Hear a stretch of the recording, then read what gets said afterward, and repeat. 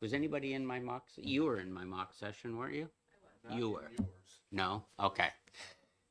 Good, then nothing will be, it'll all be new. Um, would you knock on the door and ask Heather if we're all right to get going? Thanks. What's that rap at the end? You're good, just go. Pardon me. What's your name? Are you Beth Richards? No, or- no, no, no, no. She is, Renee? yep, Okay, sorry, couldn't tell. from Keene. We good? Such respect. Oh, look at you. Yours is easier to read than anybody else, right? Yeah, freshman year. What's old is new again. So, welcome everyone to Legislative Administration. I am, for better or worse, your chairman, Greg Hill. We have the pleasure of having another chairman in the room at one point here in this same committee. Representative Janet Wall was chair my first year in this committee, I think. And we've alternated. So last year I was the chair here as well. We only have 7 bills, which is going to be a nice, comfortable time for us. So that shouldn't be an issue. We don't have to cram anything in. I just wanted to give you a couple minutes of procedure that we use in legislative administration. I have a feeling it's similar to what other committees are doing, but it doesn't necessarily work that way. I am a stickler for time. We're already 10 minutes late here, which drives me a little crazy, but I'll get over it. Specifically when it comes to the public is when I'm more concerned. Anybody that takes the time to be here, I want us to be ready when, if it says 10 o'clock for hearings, I want us to be here at 10 o'clock. If you're not, please let either Janet, Vanessa, who's not here, or I. By the way, Janet is our vice chair, and Janet is attending. The chairs and vice chairs have been asked to attend, what's it called? What do they call the active shooter training or something? The safety training? Yeah, whatever it yeah. is. So, what is it called? It's next door. Yeah, it's a Yeah. It's, solid active shooter training. yeah, something like that. I think you. No, I called Vanessa the Vanessa? vice Okay. chair. Yeah, I thought he said Janet. okay. So Just anyway, making sure for those watching at home. so the idea is that Vanessa will be here always. Deb Hobson is our clerk. Deb will always be there. Janet will always be there. But other than that, the only other person that has an assigned seat is Steve down at the end here, who is going to help us if we have any problems in the room of a disruptive nature. Unless it's me.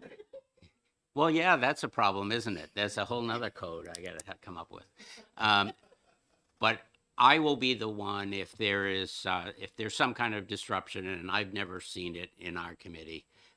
We really don't have a volatile committee. We don't have that kind of issue, but if necessary, I'll have Steve go and get one of our security people. So that seat is off limits. Everything else, I would rather treat everybody as an adult. You can sit where you want to sit, whatever you're comfortable with. If you're not comfortable where you are, then get up and move, as far as I'm concerned. The only other things that I want to make sure that we know, things that present our appearance to the public. So you'll notice things like coffee cups and other type stuff. So there's a little shelf underneath here. That's really a great place to stick stuff. We're supposed to look like we're professionals. We are supposed to look like we are here, not to eat our bologna sandwiches while people are testifying or something like that. So, if you don't mind, that would be great. I also will bring up a little bit about the testimony. When someone is here testifying, that's where our attention should be. It shouldn't be in our computers or on our phones or anything like that. We are here to, that's why they call it a public hearing. We are here to hear from the public what they think. Consistent with that, when they stop, I will typically ask if they would be willing to take questions. That's the time for you to get clarification on what they're telling us. It's not a time to debate. It's not a time to antagonize or belittle or anything. It is just strictly to interpret what they're saying and get clarification, and then we thank them and off they go. We can talk about that later when we do exec sessions or things like that. All questions to the chair come through me. So, typically what someone will make just eye contact and let me know that you have a question. I'll make a note of it, and then I'll recognize you. You ask the question. And then if that isn't enough for you, or if you have an additional question, you can ask for a follow-up, or something along those lines, and I'll immediately ask you if you can go ahead with your second question. We hope to get through and Jenna will back me up, part of the hardest issue with being a chair is trying to schedule the time for how long, who's going to show up, how long they are going to speak, and try to keep things moving without gaps in there. It's enormously a problem, don't you think? Yeah. So I've done my best, but keep an eye on the next hearing and what time. If you have a question that is able to get an answer from somebody else testifying, that would be great. Some way to keep this all moving on time. I love on time. You'll notice a theme here. So beyond that, I want to make sure that we act in a professional manner. I tell people in our mock hearing that, you need to pretend that your mother is sending a copy of the tape from here, to the family for the end of year, and you want to present yourself in the best possible light. That's what we're looking for. We're looking for professional and good questions and consistent questions. If there's something that you miss later on, or if somebody wants to come up and testify again to clarify something, we typically ask for that to be emailed in, and we should be getting copies of every email that come to the committee. If I get it and I'm not sure it's going to the committee, you may see an email from me that goes out to everyone. Here's the caution with that. If I send out an email to everyone, do not reply all to come back. Never do that anyway. No, reply alls. A little warning bell should go in your head when you hit reply all on your email. What we're trying to avoid there is a conflict with 91A, the open meeting law. So if we get into this conversation with all of us online, the public isn't able to see that, so we've got a problem there. So everything comes through either Vanessa or I. So you can make a comment to anything that goes out by email, but only back to us, and then we will direct it to someone else or back to you, or we can send out one-way direction to everyone. You can only send back through us. Okay. What else am I missing? Yeah, sure. Jump right in whenever. Thank you, Mr. Chairman. time. I just wanted to add one thing, that you were talking about when we're asking questions, sometimes people think of other things closely related to a bill, but not specifically the bill. And then discussions, answers, and all can go way off in other directions. So as our chairman said, in the interest of time, ask germane questions, ones that are pertaining specifically to the bill before us. And that will help narrow down our thinking and our discussions for when we need to exec. Thank you, Mr. Chairman. You're welcome. So here's some other things that were written in here by me that I neglected. I've already talked, we will always be meeting here unless you get a special notification from me. This room we share with municipal and county and environment and ag. One is, I think municipal and county is Wednesdays and potentially Thursdays, and environment and ag are Tuesdays. Both of those have new freshman legislators. So I've done my best to try to stay away from them and let them make their mistakes in scheduling and doing everything. So I tried to stay away. Monday seems to be the, and we've got direction from the speaker that he wants all of these rooms Monday through Friday to be available. So I think with just 7 bills, we should be able to get away here with either 3 or perhaps 4 meetings, depending on what one of our bills does. But so for now, I've grabbed, to get away from those other committees, I've grabbed Mondays.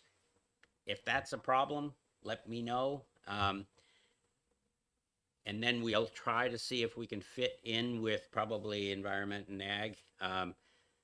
They have the lighter schedule, but municipal and county has 40 or 50 bills. So I'm letting them do their thing, and they have, I think, 10 or 15 early bills, which mean they have to be heard before February 15th or 16th because they end up going to a second committee. So those, they've got pressure on them.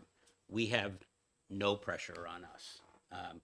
Our bills have to be completed in this section by March 15th or 16th. I think it doesn't matter, 15th or 16th. We've got time. So if there's a concern, if people aren't going to be able to make it, please let me know. That's another theme. You cannot tell us too much between Vanessa or I. If you can't make an exec session, Republicans will tell Vanessa or I. If Democrats can't make an exec session, you need to talk to Janet. And we'll work out something.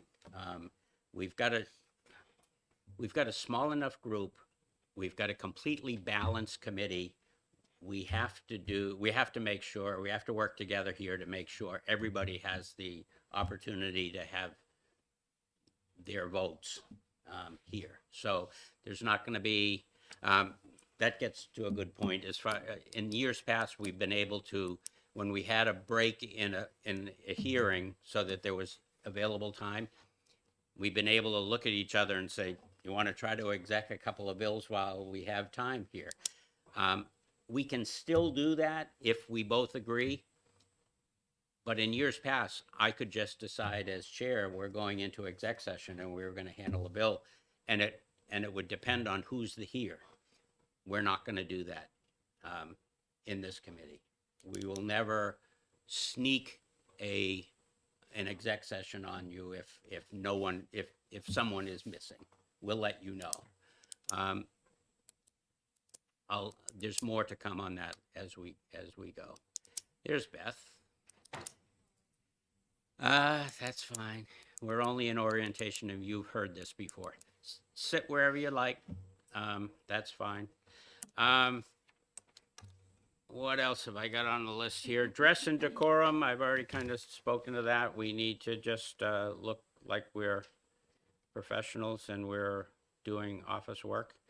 I don't care what goes on below the counter here. So, jeans underneath is okay with me.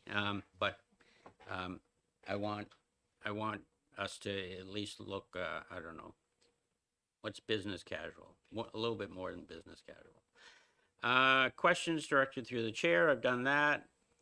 When a sponsor is a member of the committee, that will happen today, as a matter of fact. So the last bill of the day will be a bill that I am prime sponsoring. Vanessa will take the gavel, and I will act as if I'm from a different committee and testify. And then I will stay back there, and you all can ask whatever question you want. If you have a hearing in a different committee while on the day that we're having hearings, please let me know, or Vanessa, that you'll be leaving and how long you'll be leaving for. The courtesy for that is to leave between people testifying. So you don't just get up and walk out while somebody's at the testimony table. I would prefer you wait until they finish and then you get up and leave.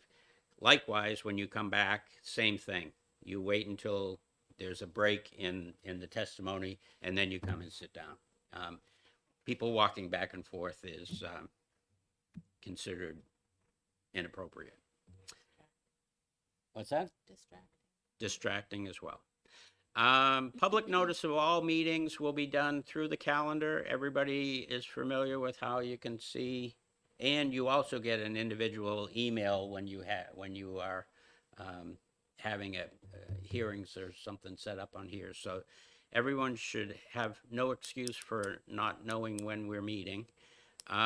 Caucuses are called, actually Vanessa calls all caucuses for the Republican side. I'm assuming you are calling all, Janet's calling all caucuses on the other side.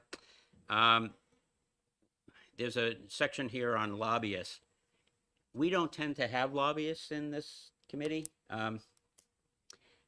We have generally 3 usual suspects that come to our hearings.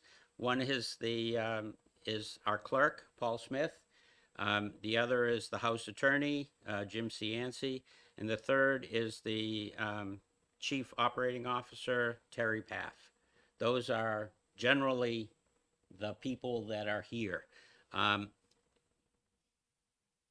They submit pink cards to testify as well. Everything about them is the same as if the public was here. We generally don't have many members of the public here because this is kind of internal operations. You know, this is how we operate the legislature more than anything. And the public doesn't really care how we do it. They care what we do, but they don't care how we do it. So we tend not to see raucous crowds. So Steve might be asleep most of the time down the back there. What else have I got here? We'll have publicized our executive sessions. Because this is going to be a little odd for this year, even for people that have been here, well, as long as I have, maybe not as long as Janet has been here. Because we are a split, first of all, let me step up. This tends not to be a controversial committee. This tends not to be a partisan committee. I'm going to do my best to not know where anybody is on which team, but it is typically Alvin. We're kind of in a committee orientation. Thank you. Didn't really matter if he was here, but that's fine. So this tends not to be that way, but it is possible that we will come out with a split vote. We have 16 people. We may come out with 8-8. So we're going to have to go through the process of making a motion of either ought to pass or an expedient to legislate. go through the votes, and it may come out that we're deadlocked. In that case, the bill will go to the floor with no recommendation. And there will be the opportunity for both sides to have committee reports in there. They won't be minority and majority. It'll just say committee reports, and here's the two sides to the argument. I don't really think we're going to get that, but that's the process anyway.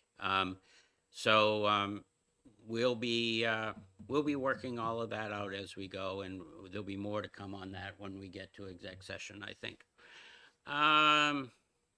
What else do we need here? All committee reports are due on the day that we exec. You don't get back in your car before the committee report is here. I have to look over every committee report, and then it goes through our assistant before it gets into the calendar. So here's what we're doing on our side, and I can tell you what you want to do. We're hopeful that we can caucus 2 days before the exec session, and we will know what we're going to be doing, and we're going to be knowing who on our side, or I keep saying our side as if it's going to be partisan, but it isn't always. So we're going to know what that committee report will say generally when we come in for exec session, so that you have the opportunity to actually write the committee report before you get here, from one side or the other. Doesn't mean it's always going to work out, or there won't be new information when we actually do a discussion on executive session, but yep, Alice? Oh, I was just gonna say that a lot of the time we're having repeat bills, and on Yep. the research they have the old committee report, and I am one for just stealing the old one, or just adding new information to it, and that's totally an option. That's plagiarism. I sent out, I hope everybody has received from our researcher history on the bills that we plan on hearing. Alan, good morning. Sit wherever you like, Alan. Nope, wherever you want. Yep, except my seat. And in here, you'll see, I'm not sure how confusing this was to everybody, but these are the bills that we've heard in the past that are very similar to the bills we're hearing in this committee. So you will see the committee reports on either the pro side or and I think all of these may have been consent calendar that we were doing. But at any rate, you're getting a sample of what it should look like. So that's always helpful. I'm going to try to do that with our researcher on all of our bills. There's only one that I can think of off the top of my head that we won't be able to do that. Our committee researcher usually sits down there next to where our clerk is, and on that separate table on the side.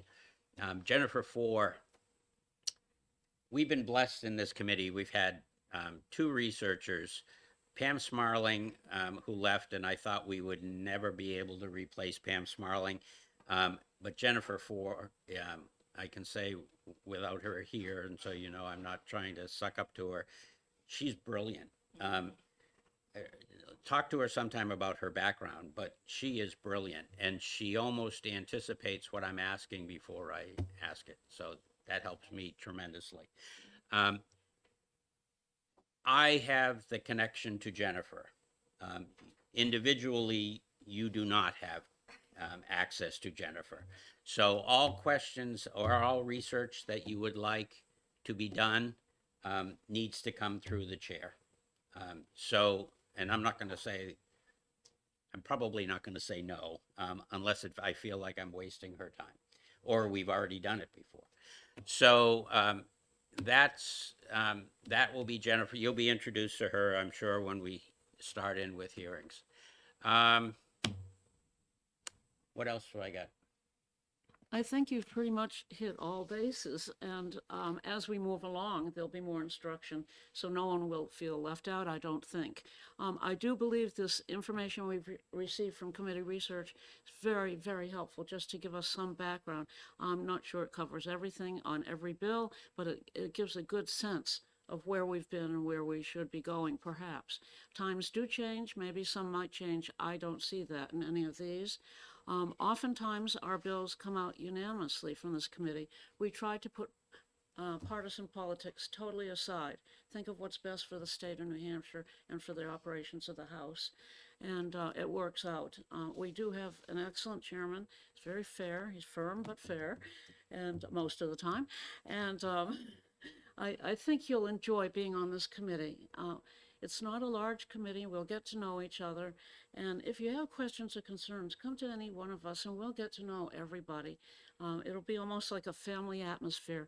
And yes, families do have disputes occasionally, but what we will do is talk things out in here. And hopefully when it comes time to exec on our bills, we'll come out with a lot of unanimous votes, keeping our fingers crossed. I'm not sure we've ever had anyone on this committee go up on the floor of the House. Do you remember anything like that to dispute what we've done? I don't have a recollection. He probably Paul does, would but know. I don't off the top of my head. Yeah. But again, we've gotten great instructions today. Everything's so highly organized, which is wonderful this term. And I think things will run very smoothly. And come to any one of us with any questions or concerns, because we were there once. It doesn't mean we know the answer to it, but Right. but we know where to go to get Right. the answer, I think, more than anything. This is a prestigious committee. It's actually our clerk's favorite committee, but it is. It used to be years past. You can talk to some of the long-term staff people, and it used to be difficult to get here. It used to be that only the long-term veterans, kind of like ethics committee, Yes. right? It used to be that you never saw freshmen here. For some unknown reason, for the last couple of terms, it's not been that way, and I don't know why. Other than I don't know why. I don't even have a suggestion. But it is. We do operate differently. If you listen to the people that you'll meet in other committees, we don't operate like they do. I think you're lucky you're here, and that's how I tend to operate. Speaking of our very fine House researcher, this is Jennifer. Hi, Jennifer. Jennifer's responsible for our work that we have in front of us of the bills that on the these are just the bills that we are hearing today, I think. This is indicative of the kind of work that Jennifer does. I don't think we have any questions for Jennifer, and if anybody does, Jennifer usually sits right there and listens to all the things that I do wrong, and then shakes her head and yeah, see, just like that. So it should go fairly smoothly. This is a lot of times our audience. This is a lot of times how we're gonna operate. We also have kind of an odd situation because through that door is our committee assistant, Heather Goley. Heather retires tomorrow. How many years do you know? I don't know. Long time. Since I've been here. But we have Jamie, is that right? Jamie is coming. I've only met her briefly, not to really speak, but she will be taking over for our committee, and she will be in that room, right? Okay. So we'll find out from when we can meet Jamie. I don't think it'll be today. I think she's still in training or something like that. No. Let her let her keep doing what she's doing. It's not that important. Everything, really, Deb Hobson and I will have the most contact with Heather. She does all of the compilation of the work we do and make sure it gets into the right form and make sure it gets into the calendar and make sure it goes to the floor correctly and all of that neat stuff. There's really nothing, I can't think of anything that individual members will have, except for a question or two. Heather's usually pretty good at stopping members asking things that she doesn't have to do for members. I don't know if I said that clearly enough. But they are not here to do our work. They aren't here to go make copies for us. They aren't here to, I don't know, whatever else you want to think of. They have their own internal work for the committee. And I think Heather does, how many committees does she do? 3 or 4 other committees? Yeah, so we're small fish in a big pond, and our committee has maybe the fewest amount of problems for her. But that's gonna change as far as personnel. We won't have Heather to kick around anymore. We have Jamie. What else do you need? Anything? Yep. Well, the only thing I wanted to say is that this must be like orientation for a lot of you, just overwhelming. It's very smooth the way the committee operates, and you'll find that you can relax, you can learn a lot, you can learn a lot about each other, and it really will be a fulfilling responsibility being on this committee. Thank you. Yeah.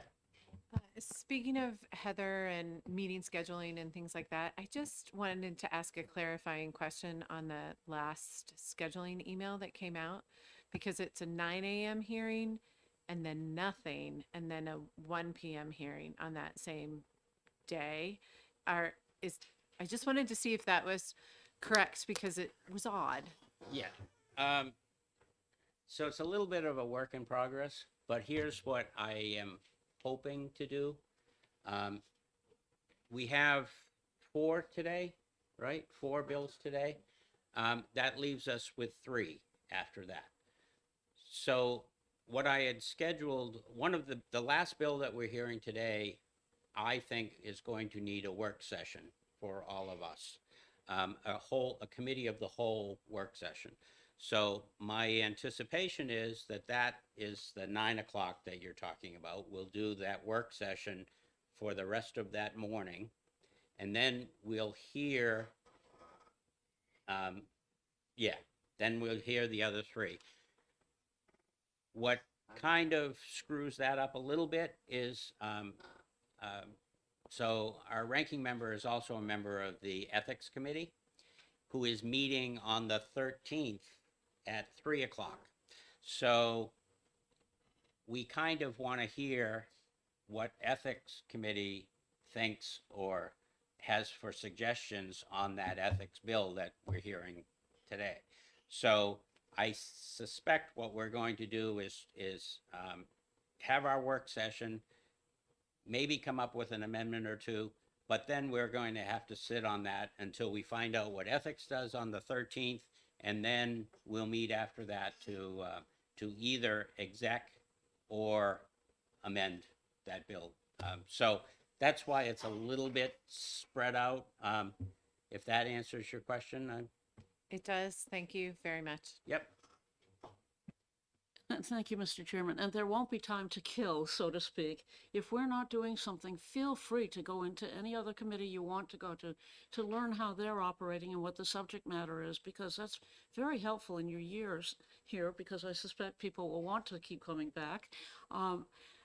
We will have times when we will have a break, and if you're not testifying in another committee, but you do see a bill that's interesting, by all means, skip out and do that. Just let the chairman know where you are. Thank you.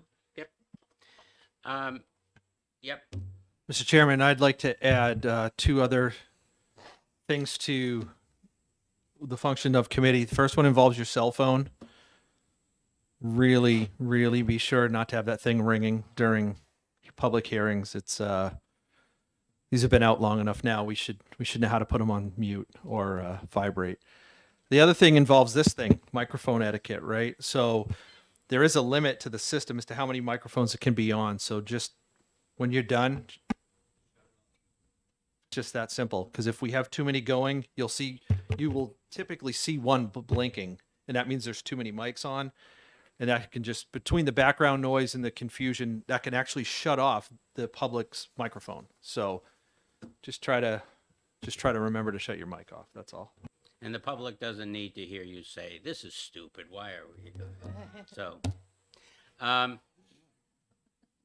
the other thing that occurred to me while you were talking to is our office is in that, behind that wall over there. In there are drawers for everyone, keyed drawers, so you can lock them up if you want.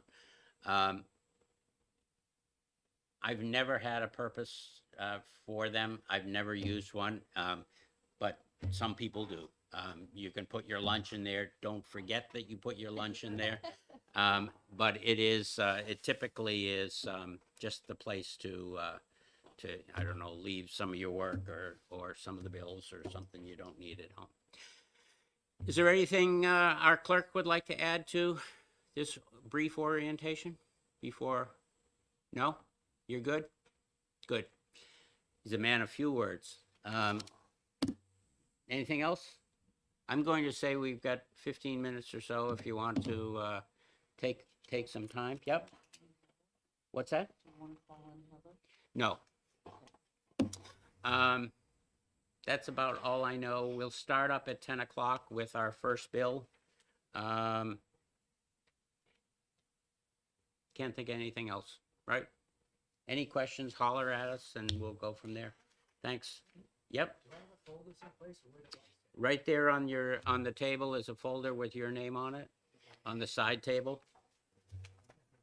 Yep. And you also should have a nameplate up there. I should tell everybody, there used to be a rep here, David Murakami, and the people that were in my mock hearing will notice this. David Murakami used to always start group meetings by saying, "I'm really good with names and I'm really good with faces. I'm just not really good at putting the two of them together."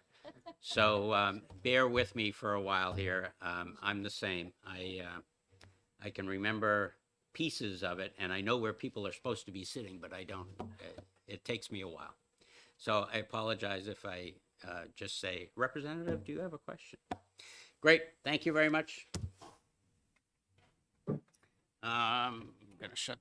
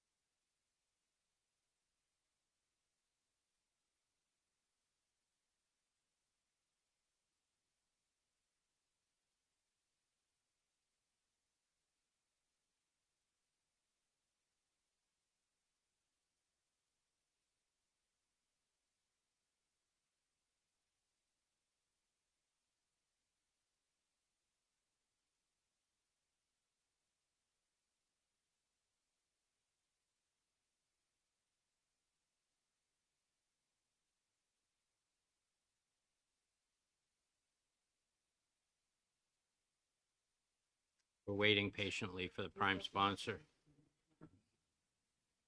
And Mr. Chair, I did send testimony to your committee electronically. You did? So you didn't check your mail yet? No. Yeah, waiting. Okay. Can I have a hard copy too? Should we read along? As, yeah. It's not in the Weir's Times. Okay, opening the hearing on CACR 3 and welcoming the prime sponsor, Representative Moffett. Welcome to Legislative Administration, Representative. Thank you, Mr. Chair. It's great to be here. I was here one other time, and I survived. So thank you for scheduling this morning.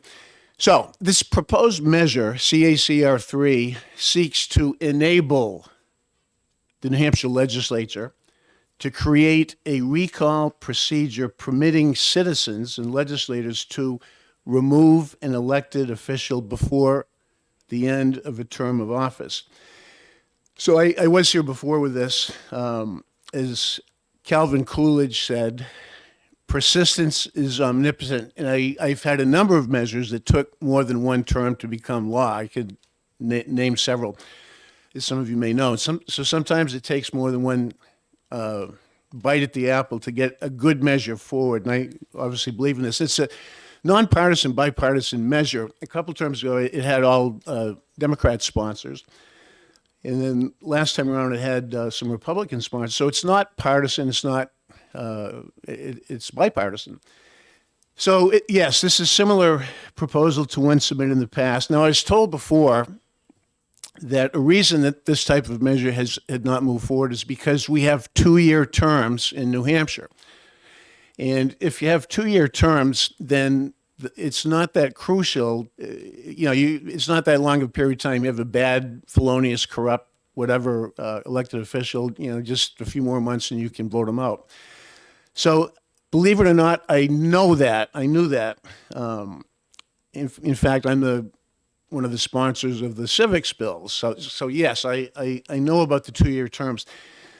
But the intent of this really is not directed to the 2-year positions. It's directed at 3-year positions. Typically, it's not directed particularly at us.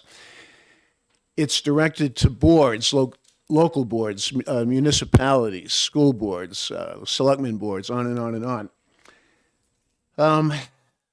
For example, if one or two individuals were elected to a 3-year term on some board, whatever the board may be, and one of them or both of them turn out to be corrupt, felonious, they don't show up, they hinder, they're bad officials. Well, right now, that municipality is stuck with these elected officials for 3 years. And that's a problem. That's why this has come up before, introduced by others, and then also now by myself. So the municipalities would be trapped, and such situations have occurred and will occur again, no doubt. And some of us think the legislature owes it to communities to provide a mechanism for relief that would allow districts some hope for relief from these scenarios where they have elected officials who just don't belong on the board, and the people want to get rid of them, and they can't. They're stuck. So the need for this is even greater now than it was last year. It was a year ago. It was the time I was here. Because now we have 4-year terms. If you recall, in the last session, one of the counties, we passed legislation allowing a county to have 4-year positions. Belknap County is looking to now to also have 4-year positions. And so that further increases the urgency of giving voters a mechanism if they ever need to rethink somebody who's in office who's just doesn't belong there. But they're stuck for 4 years, for 3 years or 4 years or whatever, unless we give them an opportunity, or unless we give the legislature, unless we give ourselves an opportunity to develop a recall procedure. So I'll offer to take questions in a moment, but I want to ask you all a question, a rhetorical question.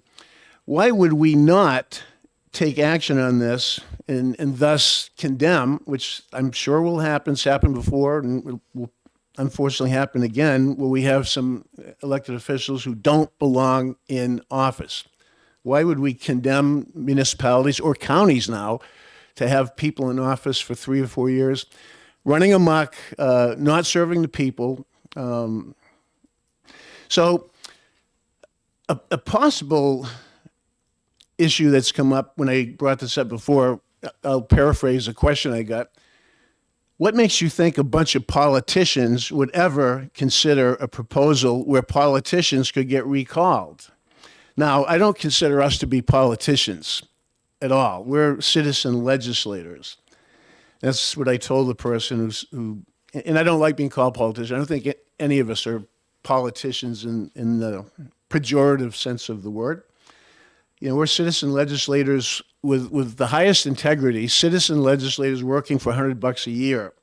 So I don't think that this body, unlike other bodies across the country, I can see where they would be worried about recall elections because they don't want to be recalled. So in other states, California has recall elections famously. So Schwarzenegger became governor. They had a recall election there a year or two ago for governor. But in these other states, the recall procedures are put into place via referendum. So here, there's certainly sentiment to have a recall procedure in place, but we can't do it in the legislature because it's a constitutional issue. So all this CACR does, I'm sure you have it in front of you, it changes a line in the Constitution that would enable the legislature to simply take up and discuss a proposal for a recall procedure or mechanism. So this is not that. This is not a specific proposal for some mechanism to put into place recall elections. This just enables you. It enables us in the future to take this up and at least have a bill as opposed to a resolution to put into place some sort of a recall procedure. The nature of that, the wording of it, I don't know. But I know folks would come up, and there are plenty of models out there of recall policies or bills. So anyway, I think it would be the right thing to do. I think it would be inspiring. I think people would like that. Here's this legislature that put in a mechanism to be recalled, not by referendum, but that we put in. So anyway, I hope that you'll give this due consideration. And thank you for your time. And I'd be happy to take any questions if there are any. Thank you, Representative Moffett. Are there any questions for the representative? Yes, Representative Payer. Hi, good morning. Can you just clarify which counties have a 4-year term or a 3-year term now? Right. Was it Carroll County or Rockingham? I'm trying to think. Was Rockingham. Okay, Rockingham was the one that I referred to that we took up in the legislature. Rockingham now apparently is in position to have 4-year terms. And I know Belknap is taking up this similar thing right now. Thank you for your question. Excellent question. I actually had a Follow-up? Yes, what positions are they? Is it all the positions in the county, or is it just certain positions that are 3- and 4-year positions? Which county positions are going from 3 to 4 years in Rockingham? Off the top of my head, I can't remember, and that's kind of up to the counties. It could, I'm not sure if it's county commissioners, but we, as a legislature, had to bless, if you will, the counties going from 3 to 4 year terms. And I guess it would be up to the counties. Or, again, looking ahead, if this did move forward, if some sort of process or mechanism was structured, I don't know what that would be, but locally, I mean, we're talking about the county to your question, but locally, if a municipality, I've been on a school board, and I've seen, and some of you have seen select boards or school boards that have rogue members. I can think of some examples of people who, of elected officials on the local level who needed to be booted. So the process, as I said earlier, I don't know what that would be, but that would be something that the counties or the municipalities would put in place. If down the road, if we get this one line changed in the Constitution, then a mechanism could be discussed and hopefully put into place, because there are people who need to be booted out, or they have been and probably will be. Thank you. Further questions? Representative thank- Richard. Thank you, and thank you for taking my question. So you've talked about the localities, and were you approached by a number of school boards, range 5, 10, asking for this bill, and/or the School Boards Association, as well as additional municipalities? If you could further kind of elaborate on that as you sponsored the bill. Sure, thank you. Very good question. You mentioned School Boards Association, and having been on Education Committee, I'm used to seeing those folks come in and talk on measures. I don't know it's a great question, because I wonder what the School Boards Association, they take positions on measures. Would they be interested in this or against it? No, and to your question, this came about because of discussions I just had informally with all kinds of folks, including, as I said, this came in a couple terms ago that was sponsored by several Democrats, and I spoke with some of them. And as I said, one of the things that they warned me about was that you're going to hear we don't need it because we have 2-year terms. And as I said, this is really not aimed at 2-year terms particularly. It's 3 and 4. Does that answer your question somewhat? Follow up. So I think my specific question was, you talked informally, so was there any school boards or municipal elected officials that approached you for this? Yeah, thank you for your question. The School Boards Association per se is not involved with this. I have spoken with a number of municipal officials, school board members, past and present, and citizens of communities who we discuss the problem of rogue board members. So informal discussions, nothing from an organization, no. Further questions? Representative Turcott. Yes, I just kind of wonder if it happens to be a recall procedure to permit the citizens to vote, is it like you have to have a special town warrant or the voting? Yeah, thank you for the question. Another great question. And as I said earlier, it's such an interesting question because it gets us thinking about the process or the procedures or how this would go about. And that's the beauty of this, is that I'm not here today to talk about specific mechanisms that may or may not be put into place. I'm here today just to get one line changed in the Constitution so that your question as to how this might be applied or developed, that's something to be determined if this moves forward down the road in the legislature. And I think it would be very interesting to, if the legislature was enabled and could put something like this in, it'd be very interesting to see the different perspectives and approaches that might be used. So this is not specific to that, but that's a great question. And I hope that your question can be answered in the legislature in the future if this moves forward. And there can be a specific bill that would come to some committee about a procedure or a mechanism for localities and counties to recall people. And there's also, that 2-year positions still are out there, and on the state level. So anyway, getting down in the weeds a little bit, but that debate or discussion, I hope, gets to happen. Does that kind of answer your question? Thank you. Representative Pearson. Thank you, Mr. Chair. Representative Moffett, we've heard a little bit about this as a general overall topic, not specifically to criteria. as this seems to affect multiple levels of government, who will create the criteria for this? Is this the legislature's job to create the criteria? Is it, as an executive board member of Rockingham County, does the county then have to do theirs? Does my town of Derry have to do theirs? Or is this something that the legislature handles uniformly across the state? Sure. Thanks for the question. Sure. This would be to your question. This would be something that the legislature would put into place or not. If this one line gets changed, I would anticipate a number of different types of proposals coming to the legislature and through the legislature to create that mechanism or that process. And what that would be, I don't know. But again, I think it would be very interesting to have the opportunity to have that discussion and have bills submitted. And maybe you have some specific ideas as to how to shape that.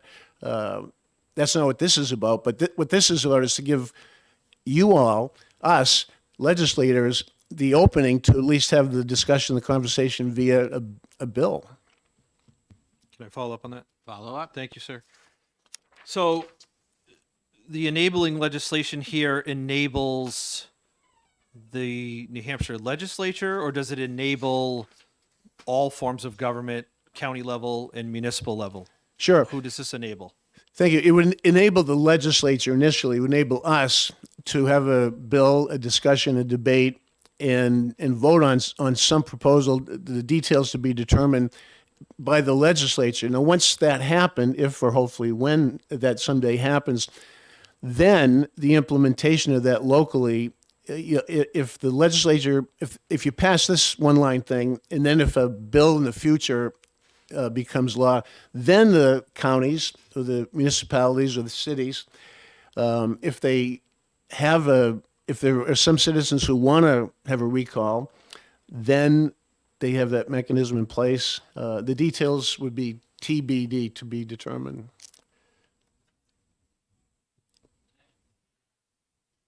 Representative Tierney. This one line you're saying would give the legislature the authority to make the change later on. But nowhere's in there does it say 3 years or longer term. So would the legislature be able to override what this one line says and put limits on it?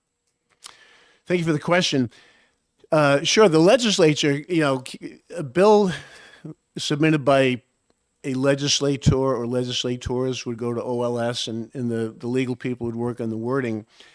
And again, the line says it's to provide a recall procedure to permit citizens to remove an elected official before the end of a term of office.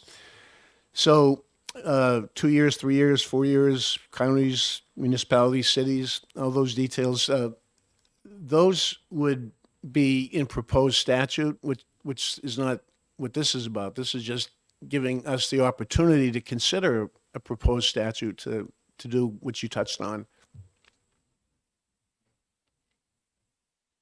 Further questions? Representative Wall. Thank you, Mr. Chairman. Thank you for your testimony today, Representative Moffett. Currently, if there's someone in a position of authority, an elected official, and something goes wrong, usually it hits the newspapers and the communities get very upset and all. And on the rare occasion when we read about these types of instances, the person usually resigns. Do you see having an amendment to the Constitution making a situation like that any less contentious or any more efficient or effective than what we have now? Sure. Thank you for the question. Yes, when there's a bad actor, so to speak, and I'm sure we can all think of examples of such bad actors who betrayed the trust of the citizens who elected them and did malfeasance and it got into the newspapers. Yes, some of them are shamed, if you will, into resigning, and has happened, and that's the best way.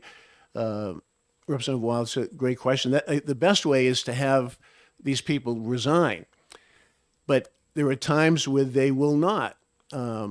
Not that many hopefully very few, but and that's what this is all about, is for those instances where you have someone who is corrupt, felonious, or doesn't show up, or you name it, and they won't resign.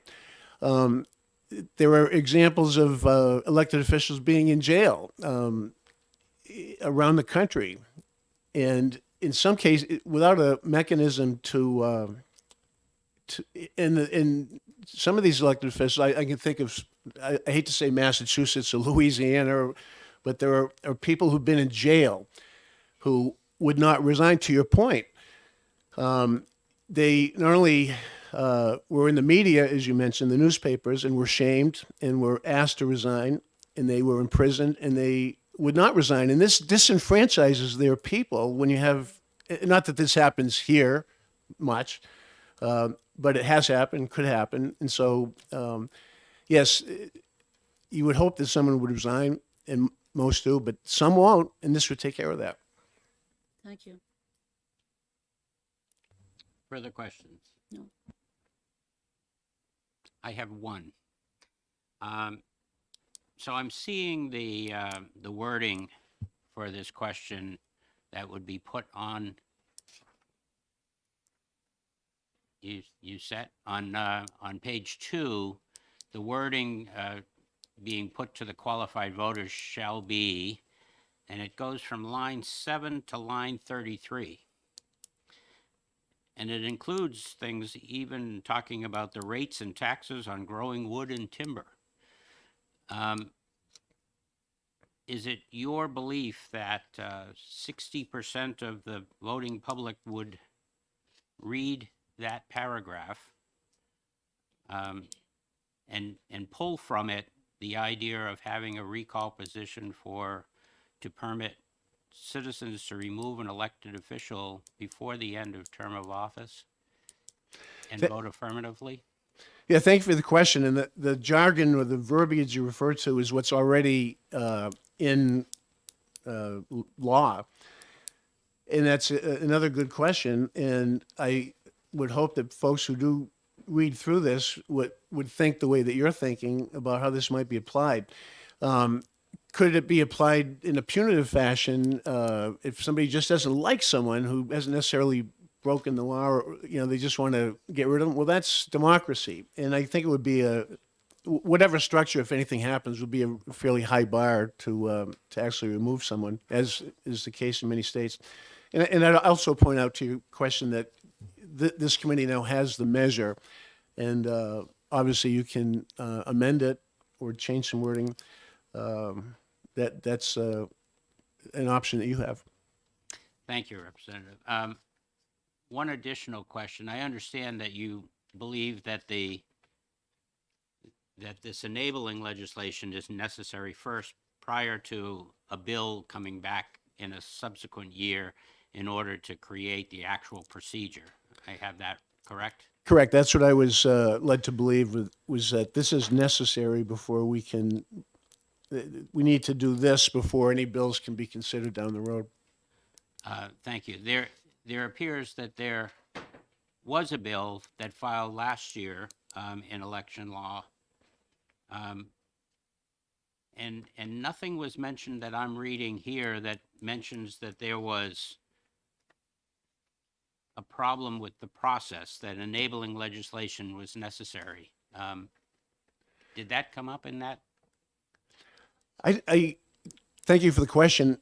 I don't know that we have a process. I have been around a while, and I've never heard of any recall election because I don't think we can. I'm not sure of the specific election law measure you're referring to. There are a couple other folks here who maybe could speak to that. But again, such a bill, I don't think could pass muster constitutionally without this little change here. Okay, thank you. Is there, I understand that bill could be anything, could say multiple years, could say anything.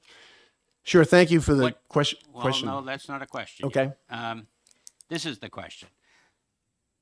What would your belief be what would you like it to see? That it only handles 3 and 4 and multiple years beyond that? Because certainly there is a time frame that this process would have to take. And also, what is your belief for who would pay for that process? Is that something that would be a state responsibility, or is that the individual community, or is that the petitioners that bring forth this process? What is it that you would like to see happen? Thank you. A great question. A couple parts to it.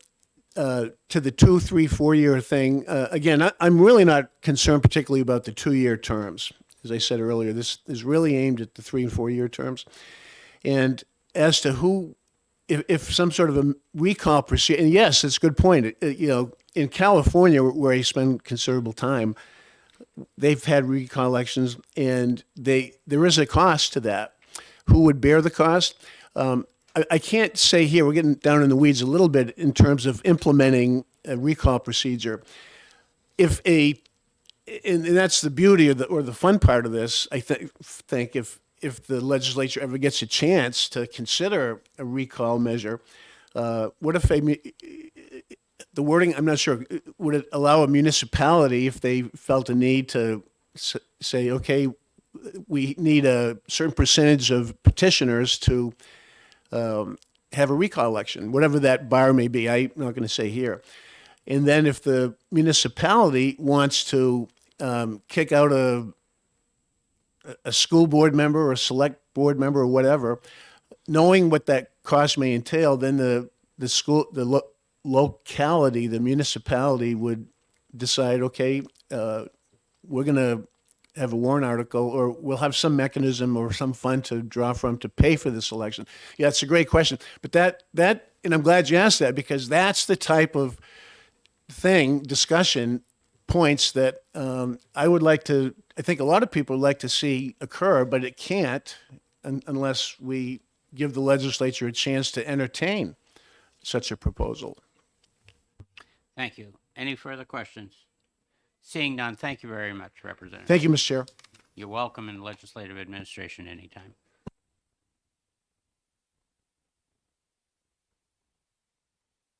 I have no further pink cards. Are there any other members of the audience that would like to testify? Seeing none, I'll close the hearing on CACR 3.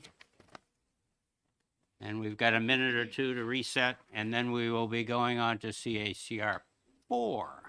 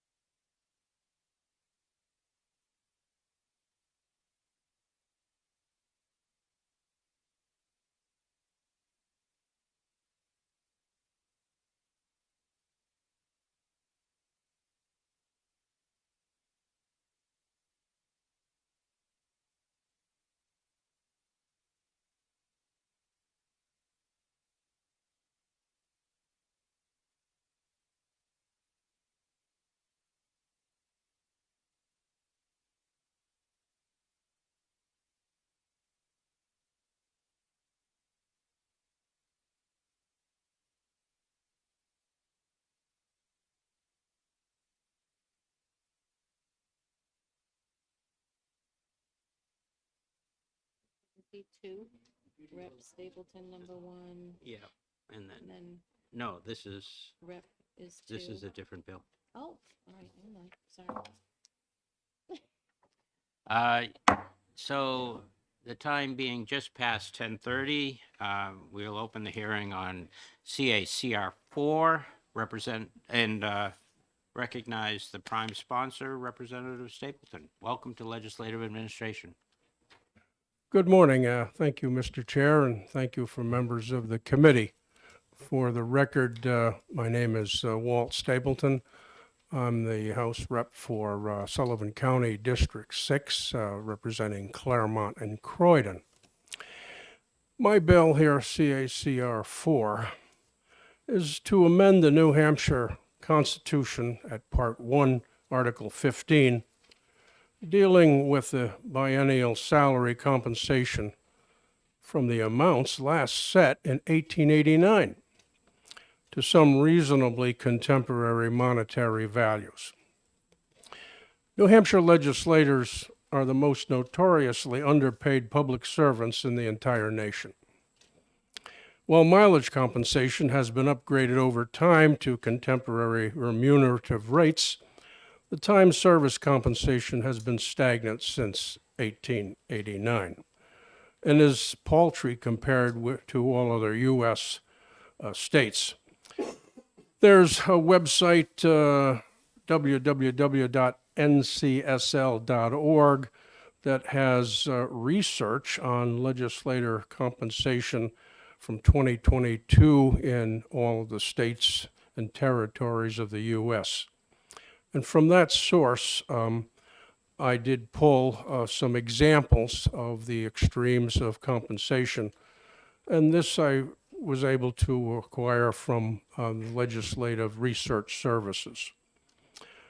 The average of all of the states and territories paid legislator is about $40,000 a year. In 41 states providing annual salaries from a low of $100 for New Hampshire to $114,877 a year in 2021 for California. For 9 other states, daily or weekly rates are paid with additional per diem, averaging $284 a day, which, if extended, assuming 3 days per week for 6 months of attendance work, would be roughly equivalent to $22,152 annually. For instance, in neighboring Maine, the biennium salary for 2022 is $26,416, plus $70 a day for meals and miles or lodging per diem.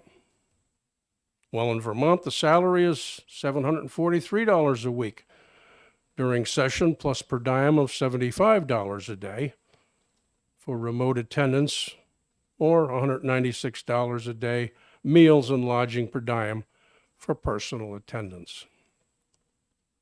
The CPI inflation calculator at https www.in2013.com shows New Hampshire $200 from 1889 to be worth $6,441 today. The $250 to be worth $8,051 today. And the $3 per diem equivalent to $97 today.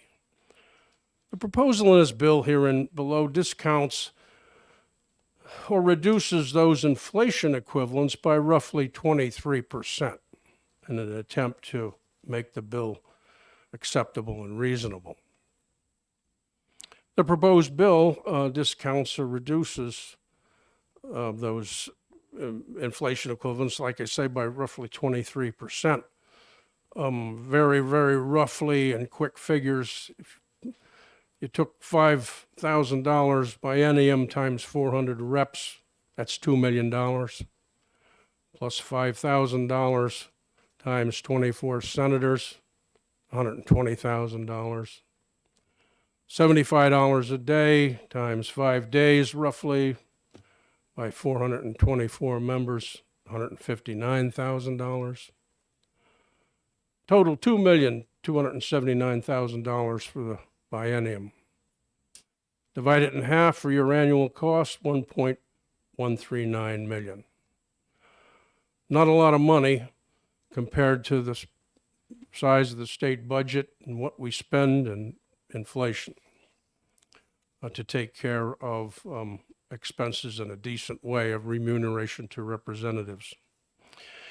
New Hampshire's situation of regressive service compensation is discriminatory, and then it tends to exclude interested and qualified citizens from serving in the legislature, owing to their need to earn wages for their sustenance and to provide for their families. Tends to narrow the range of service to retired persons or those of fairly well means. Otherwise, for persons not so well situated, but desirous of committing their time, talent, and experience to the service, they are disadvantaged by expenses beyond transportation, such as for office, clerical support, postage, meals, lodging, childcare, debts exceeding campaign fundraising, and even hired substitutes for their own chores at home. Not to mention the inflationary increases of food, real estate, rents, heating fuels today, and electricity. And also for the general inflation that we've experienced in the last few years. For instance, I heard very recently that the 1979 US dollar is now worth 21 cents, and we're still operating on 1889 value. Something's wrong there.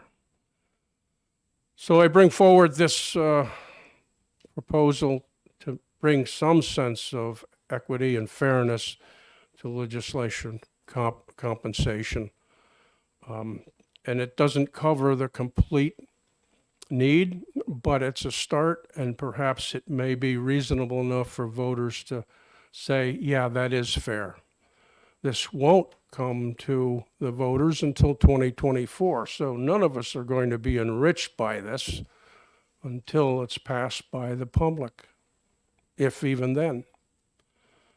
So I'm asking for your support and favorable vote on this bill so we can move it to the public, the citizen voters, to make a ruling on it. Thank you. Thank you.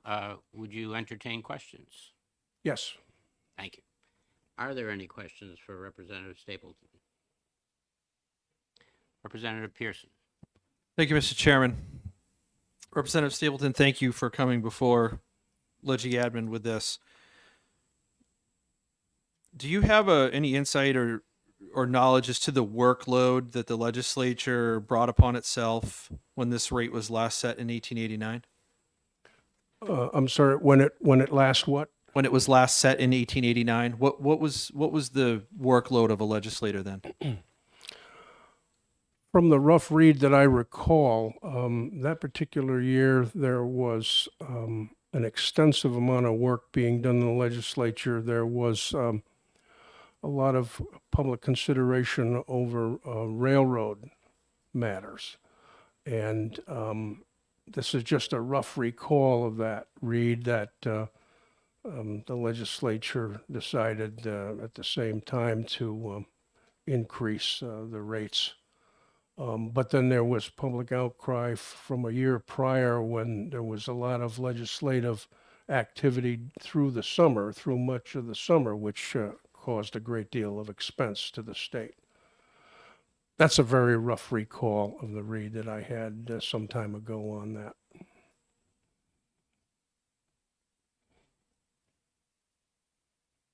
Any further questions? No. Seeing none, thank you very much for your testimony.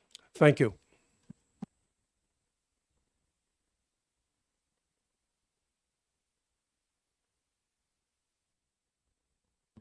Representative, do you have written testimony that you can provide our clerk?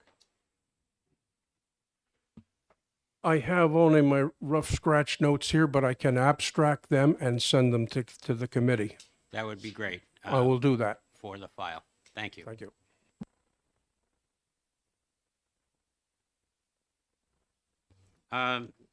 The only other pink card I have is from Joe Haas, representing something that I cannot read. Perhaps he will let us know.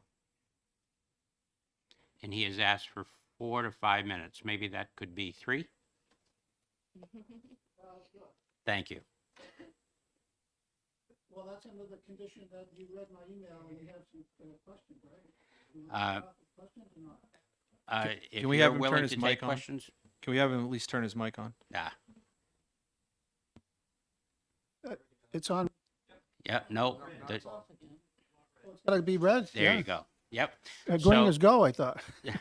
So if, Yeah, my name is Joseph S. Hawes at hotmail.com, and I live in Gilmanton, but that's my mailing address in Concord, and I'm a co-founder of Vocals, Victims of a Corrupt American Legal System Incorporated, in the mid-1990s with 3 state reps and 17 citizens. I'm one of the 17. could you repeat that again for the clerk? Yeah, Victims of a Corrupt American Legal System Incorporated. Incorporated, and that was Roland Heeman of Dover was one of the reps back then, and Paul Taylor and Bill McCann. Just need the name. Thank you. Okay. And And you oppose the bill. I opposed the bill Thank you. because of what I wrote to you in my email letter of January 19th at 9:54 a.m. I combined the CACR4 with the House Bill 245 FN, and I didn't have a chance to reread it this morning, but just from memory, and also looking at the paperwork, I'm looking at this for the first time today. I didn't know which one to click on the internet. And the bottom line is what Dick Marple used to say. The state rep who was from Hooksett, who I've known since the 1980s. And he and I got together with F. Tupper Saucy. That's another name you can look up on the internet if you want. He started what he called the Main Street Journal back in the 1980s. And I read about Dick through his letters to the editor. And us as a group, we used to meet over at the Sherwood Inn, where the Trojan Horse is on Route 4, or was, I should say. Barbara Anderson, she used to talk on the Constitution. And there was Andy Melichinsky from Enfield, Connecticut. He'd come up and talk. He ran for president. He's been to all the law schools in the country with a sign. He said, "This is a den of thieves." But that got the words talking with the students and the professors. And what he said, Dick, was what. I guess that's in the next bill on Yeah, Spanish if we bill could dollars. keep to CACR. Okay, sorry 4 would about be that. great. The $250 back in 1889. See, you're mixing, the sponsor is mixing apples and oranges. Back then, it was the constitutional dollar, and now he wants $6,250 of debased metal coin. In other words, when the state treasurer cuts you a check or a direct deposit, it goes to the bank. But at the bank, it says pay to the order of. You know what I do when my brother sends Charles Schwab checks on the trust that I'm a beneficiary of? I put on the back, my order is to pay in lawful money. But of course, Charles Schwab, being $40 billion, he doesn't have the time to talk with me. I wrote to him a letter. It came, return address unknown or something like that. He's not around. There's only one bank out in Reno, Nevada. We have to stay on CACR 4. Okay, right? well, Yeah. but what I'm getting at is that if you got paid in $250 in quality coin, Article 1, Section 10, it says, no state shall make anything but gold and silver coin a tender in payment of debt. Debt is after you have done your work, and then you're to be compensated. And I just found out last Friday, I went over to see Monica, the state treasurer. I said, what are you doing? You're giving these people upfront retainers. The Constitution says compensation. That's a reward after you've already done your work. So all of you here that either accepted that and cashed it have violated your oath of office. I'm really upset. And Dick Marple and a few of them, like Ed Como, I don't know who the other ones are. There's a group of them. They never cashed their checks. And they said, we want you to abide by the law. And one of the good things, I like Monica. She says, yeah, if you can get the legislators to tell me to go down with a suitcase full of greenbacks to the Federal Reserve in Boston to redeem them under Title 12 U.S. Code Section 411 with a state trooper, to be like a bonded agent so that we can get the money for all of you, then she'll do it. But she needs a directive from you to do it. And so that would be the alternative, to do that rather than do what's in this bill of going into debased money. That's crap. That's terrible.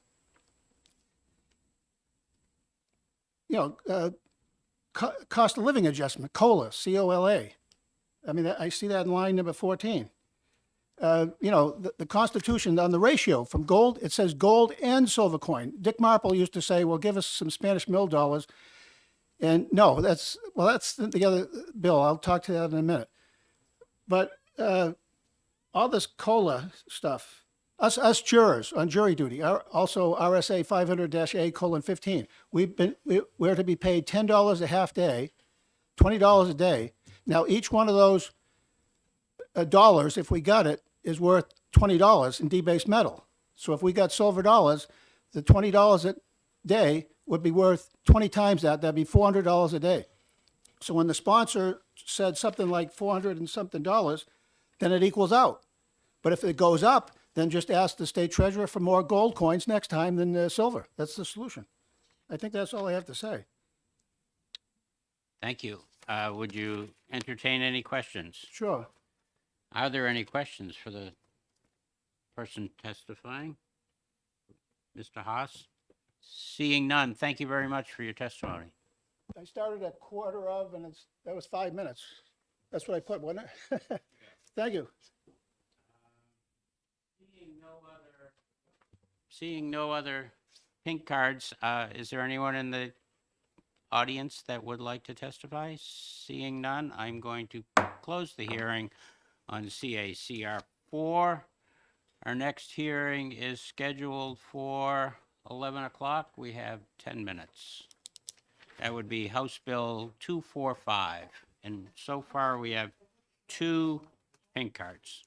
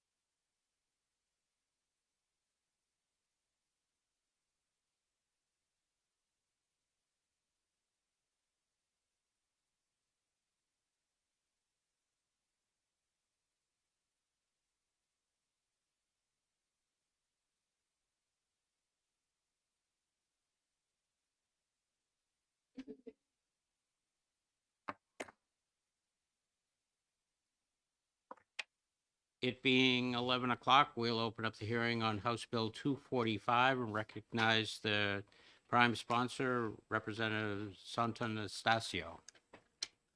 Welcome to Legislative Administration. Thank you. Thank you, Chairman and members of the Legislative Administration Committee. So this bill's actually been in the New Hampshire House, I think, twice before. First introduced by Dick Marple in 2017 as House Bill 541 FN. And I bring it back to the legislator because it's constitutionally required, but also it represents a understanding of law and money that's being forgotten, and this type of understanding and thinking must be survived. Because we've deviated so far away from the Constitution, young people today, deviate from the thinking of men like Dick Marple that actually believed in these, this law. And now people just understand, which I would say correctly, that no one cares or follows the Constitution, and it has no effect on the American government or the New Hampshire government except as rhetoric. Lysander Spooner wrote in 1867, "But whether the Constitution really be one thing or another, this much is certain, that it has either authorized such a government as we have had, or it has been powerless to prevent it. In either case, it is unfit to exist." So a lot of people are kind of, partial to that kind of argument nowadays. And with the Constitution meaningless, people are concluding that the only reason government has any authority is solely because it has might through what it maintains, organized militia made up of police, tax collectors, and its army, not because there's actually underlying law that governs it. So in Article 1, Section 10 of the U.S. Constitution, it says, "No state shall enter into any treaty, alliance, or confederation, grant letters of marque in reprisal, coin money, emit bills of credit, make anything but gold and silver coin a tender in payments of debt, pass any bill of attainder ex post facto law or law impairing the obligation of contracts, or grant any title of nobility." So obviously the key point there is make anything but gold and silver coin a tender in payment of debts. So it's just illegal for the state to clear debt in anything besides gold and silver coin. So just to be clear, this clause only applies to the states. So the federal government and corporations and people can use the modern corporate dollar to clear debt. But the states are prohibited from that. Came up last time this bill was introduced, question about if legislators could receive payment by direct deposit or just opt out of receiving silver coin. And it turns out they can. It was decided in the 1923 case, Farmers Bank for the Federal Reserve Bank, that if an individual consents to receiving payment by check, from a state, then it wouldn't be in violation of Article 1, Section 10. So the state is not obligated to if the receiving party consents to not receiving gold and silver coin. All right. So practically, this is a good solution, better than the previously introduced bill. So this bill directs the state to obtain from the U.S. Mint 1 ounce dollar silver coins to pay the debt. There was some testimony submitted by Timothy Horgan. He was just talking about what coins Dick Marple would have wanted to use or what coins he thinks they would use. And I just want to clarify that. So the coin that actually gave out and is circulating around is a U.S. silver American Eagle. That's a bullion coin product that the U.S. Mint produces, and it's the closest to spot coin. It's likely it's the most obvious choice coin that we would use. And then just to let you know, that gold bar that I pass around, it's not super relevant to the bill, except that it's from Dick Marple's estate. So I thought it'd be, it's a good way to honor him. I don't think there's a better way to honor him than to own some of his gold. All right. So the 90% silver that Horgan was talking about, we wouldn't be able to attain that they don't make that anymore. So it would just be the American Silver Eagles. And then the other coin he brought up, which was a modern,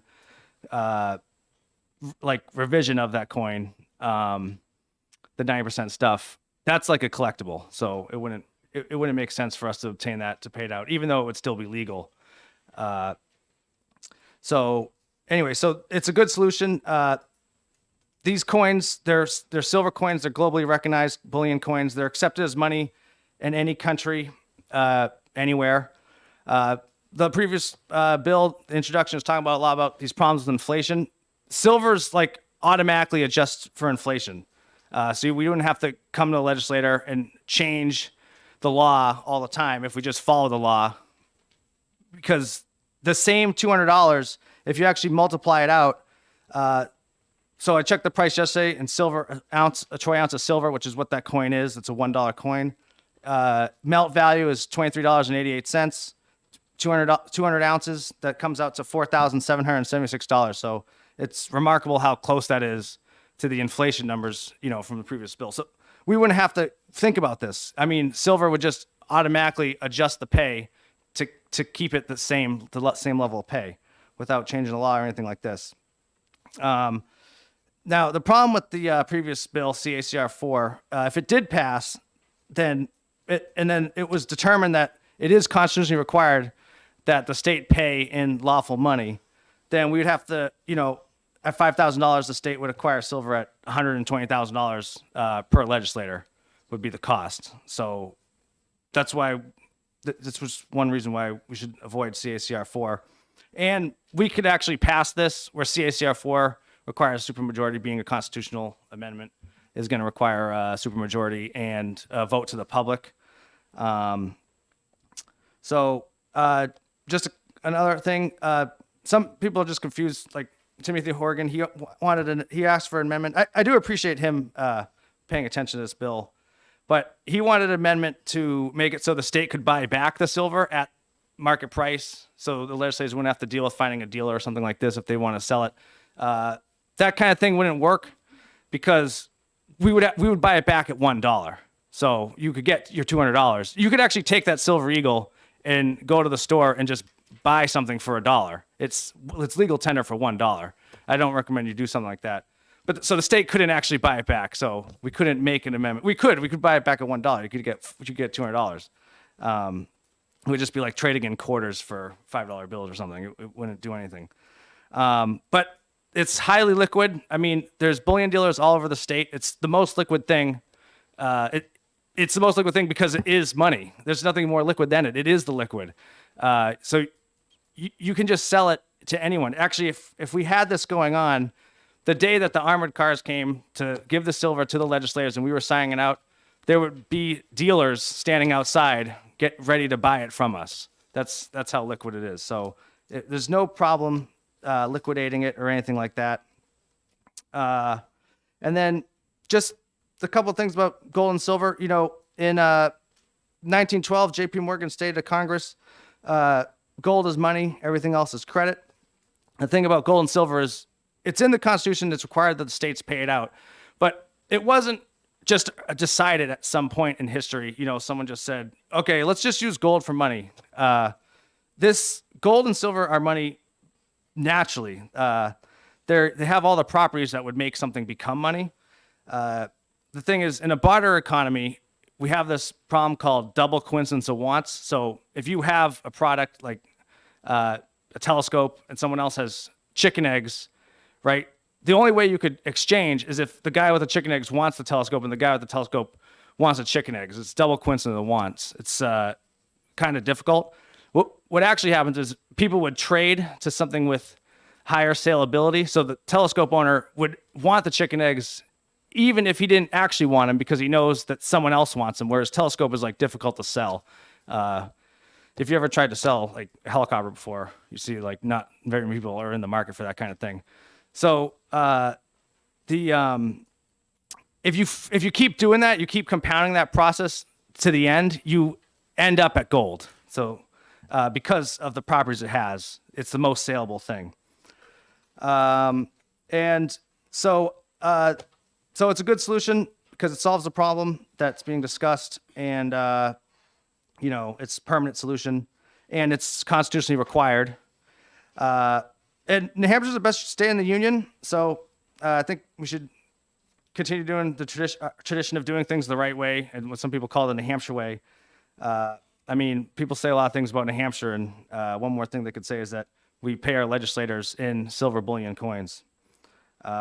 So that's my testimony for the introduction of this bill, and I'd love to take questions from the committee. Thank you. Are there any questions?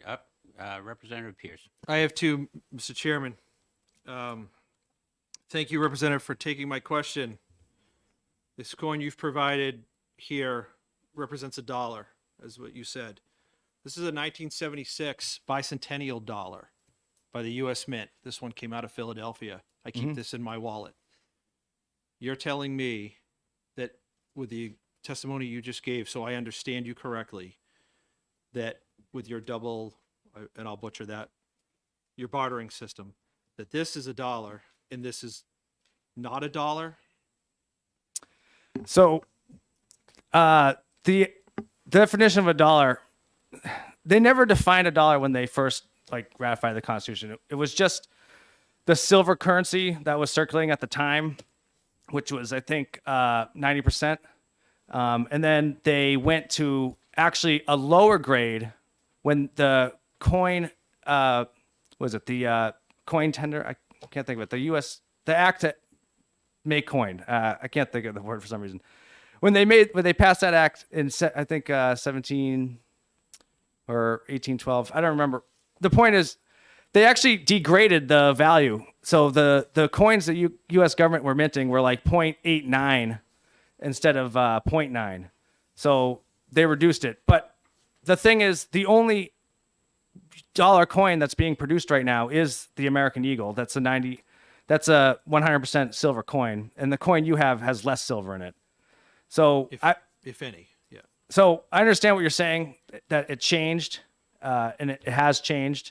But if they made a $1 silver coin that had less silver content in it at a lower price, I would think that the legislature should purchase those ones. But that's the best value coin that the legislature is going to be able to obtain, is the American Eagle. My second question is simply this. As someone who seems to be recognizing that legitimate currency is gold and silver, do you own any Bitcoin? What's the relevance of the question? The relevance being that gold and silver is the only legitimate monetary device. Okay. That Bitcoin is not gold or silver. So I'm just trying to get a grip on. So gold and silver is a natural money that showed up in the marketplace, and then the U.S. Constitution said that the states must pay in gold and silver. So it doesn't say they must pay debts in Bitcoin, but anything that can be exchanged and has a unit of account that the market deems as, if the market will accept it, if people are accepting it as money, that's what makes it money. Perfect. Thank you. Any further questions? Seeing none, I have one. We need to see who you're representing on here for the clerk. Yeah, it's the towns of Rindge, Jaffrey, and Dublin. And it is District what? Cheshire 18. Thank you. Chair will recognize Representative Stapleton returning.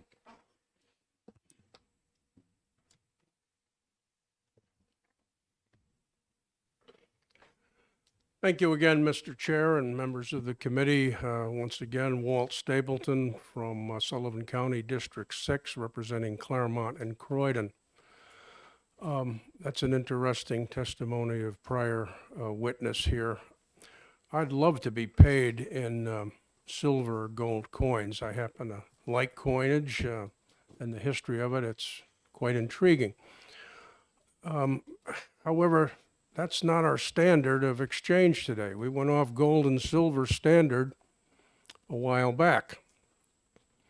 And then in 245, the bill doesn't represent to what extent the purity of the silver payment would be. And the interesting discussion that preceded here relative to the devaluation of the silver content in one particular coin versus another leaves that one wide open.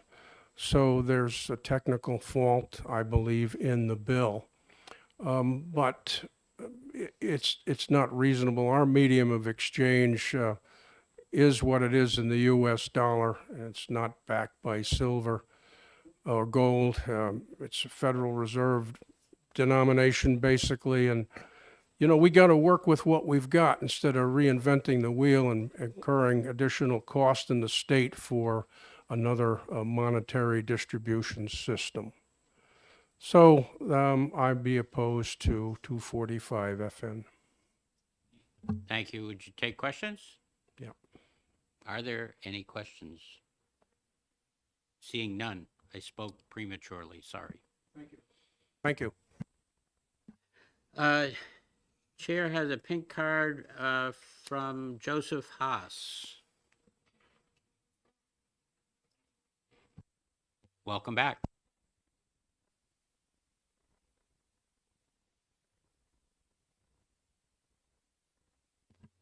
And we are speaking on House Bill 245. Yes, good morning. Good Again, Joseph S. Haas at hotmail.com. Yep. I live in Gilmanton. I put my mailing address in the, on the card because I also have a place in Bosquen. Yep. Got it. And Vocals, I'm a member of Vocals. I put that down again, incorporated mid-1990s. And to start off, I opposed the bill, but I like the sponsor for putting it in so that I have an opportunity to talk on it. And in answer to Representative Pearson, who asked, she showed the Eisenhower dollar, the Ike, 1976 coin. That's a commerce coin, commercial coin. The other one I didn't look too well. Was that a Morgan or a Peace silver dollar? In 2021, the U.S. Mint minted some Morgan and Peace silver dollars again 2 years ago. And they were for sale at premium prices of $85 a piece. But if you wanted to buy them later this year, they're reactivating it again because last year they didn't do any. They're going to do it again, and they're going to be less. They're going to be $75. But there's going to be more mintage, so the rarity is not there. That's why it's coming down in price. But what I'm getting at is what I think the word legit came up. Is this legitimate? And I go back to, the Coinage Act of 1965 was the one that made the commerce coins. State of New Hampshire did not ever consent to the Coinage Act of 1965. I dare anybody to prove me wrong, because there's the Chapter 28, Laws of New Hampshire of 1794. We did Article 12 consent to the Coinage Act of 1792. And in Section 20 of that act, it specifies what government officers are supposed to be keeping their accounts in is the gold and silver coin. Gold and silver. I say and, emphasize and for both. And that's still available because the greenbacks that you have in your wallet, I presume, they're called Federal Reserve notes, IOUs, they're notes, they're promises to pay. Under Title 12 of the U.S. Code, Section 411, those are advances to the local banks for what is to follow. What is to follow are the gold and silver coins. You go to the bank, and I learned this through going to the Citizens Bank a few years ago. I told Dick Marple that there's a woman up there, she says she can get some silver dollars for you. All you got to do is put in a claim. And she told me to go read at the library, and I read it, Title 31, Code of Federal Regulations 100.2. This is all in my email to you of January 19th, that what I said before at 9:54 a.m. I don't know if you all got it or not. But in there, I made a 3-page printout at 100%. On the last paragraph before my name and address is the Article 1, Section 10 information and all the summary. It's a brief 1-paragraph summary. It spells it right out. And I saw Monica the state treasurer on Friday, and I asked her, I said, if the legislature says that you can take a whole bunch of these greenbacks down to the Fed in Boston, we're in region number 1A of 12, with a state trooper as a bonded courier, sort of, to protect, make sure it isn't, you aren't robbed, that would you please get these legislators the gold and silver coin that they're entitled to? And she says, yes. All she needs is a yes from you all. And what I'm saying too is I got really upset, like what I said on the first CACR there, that there were 2 legislators who said, let's get paid up front in January. I said, no, that's compensation. Article 15, Part 2 says you're to be rewarded after the fact. So what I have done here, this is the first draft of an ethics complaint that I have yet to sign the one-page form. I'm going to just summarize it and attach that to it. I'm going to file it today. I can talk about it right now, but I can't, once I file it, it's supposed to be private. But I'm going against the 2 reps on resolution number 5 of the 7th December House record, Osborne and Wilhelm. They're the ones that said, well, let's get paid.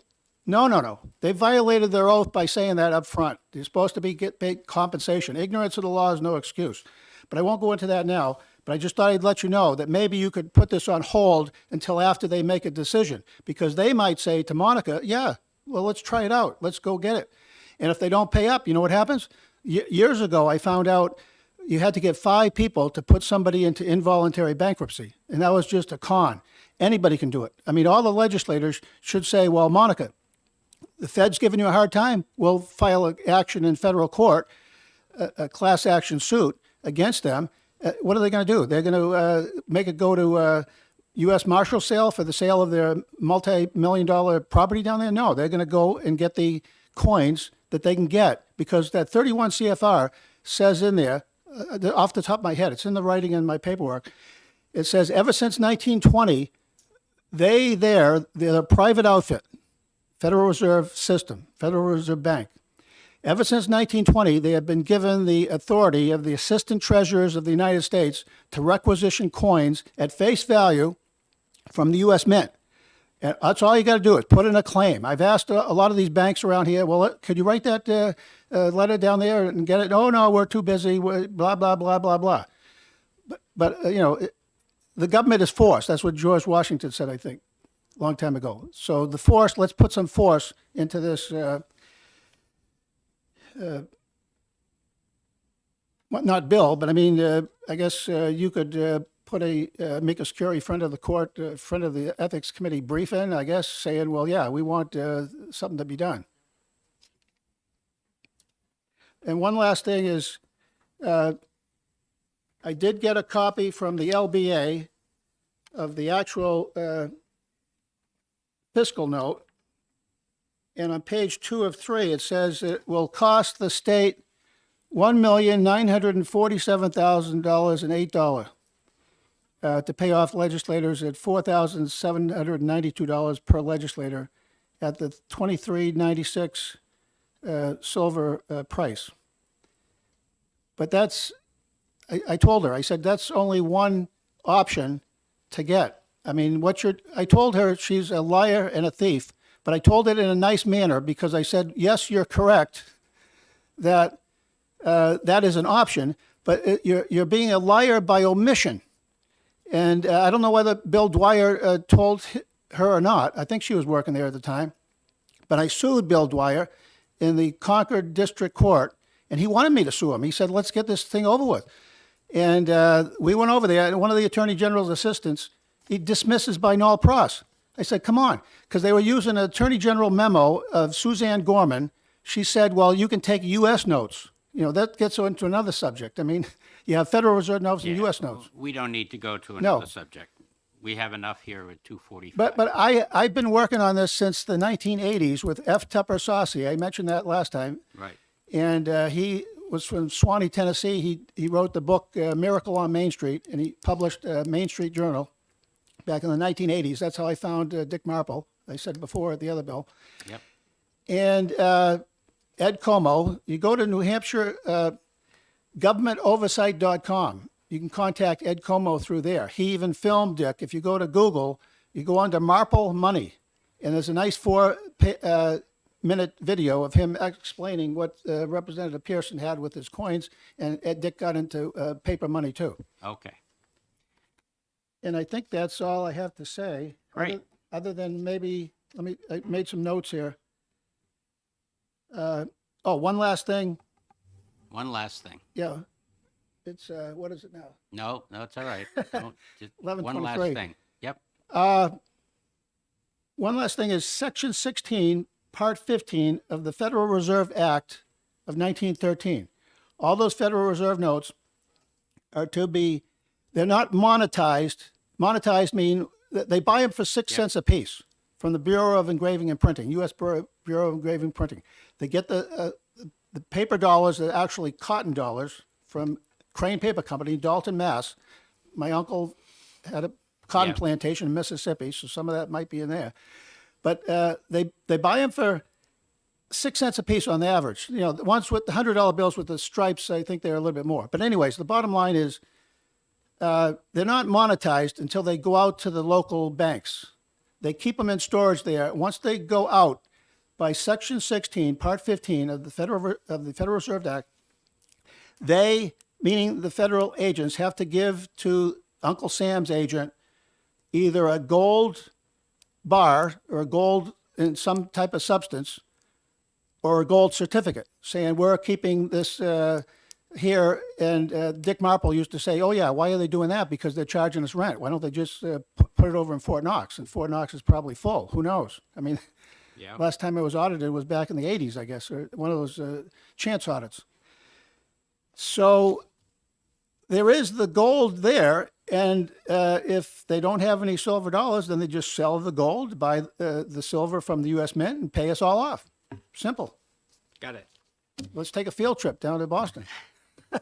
Would you entertain any questions if there are any? Sure. Are there any? Seeing none, thank you very much for But your my email is testimony. available in case you want to write. Yep, we do have it. Thank you. Final pink card I have, is that right? Yep. Yes, final pink card is from our very fine House Clerk, Paul Smith. Welcome to Legislative Administration. Thank you, Mr. Chairman. It's a pleasure to be in the best committee in the House today. For the record, Paul Smith, Clerk of the House. Just wanted to remind you that I do not testify in favor nor opposed to any single piece of legislation. Just here to present you with a couple of facts. It's interesting, a little bit fortuitous that we are doing this bill as we did this during mock orientation for our new members, and I testified much the same then as I plan to right now. I sort of just want to just mention the way the bill is drafted.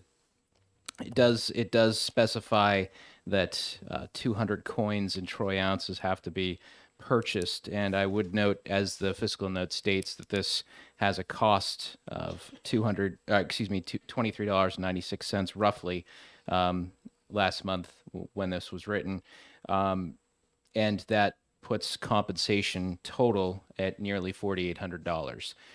We have had 2 Supreme Court opinions in the state of New Hampshire regarding Part 2, Article 15, which deals with compensation, specifically related to mileage and the sort.